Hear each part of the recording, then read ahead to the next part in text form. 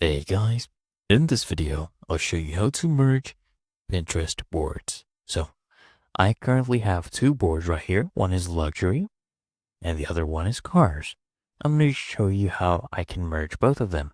First, I'll come here, click on my profile here at the top right. And on this page, I'll simply go ahead and open up any board.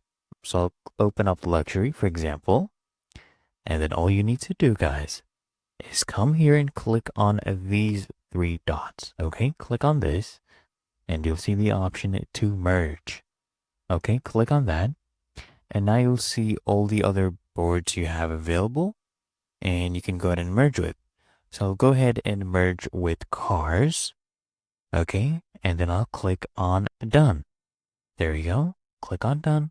And now everything has been merged into cars, as you can see.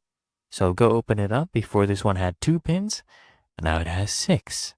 See, we have cars and the luxury pins as well. And there you go.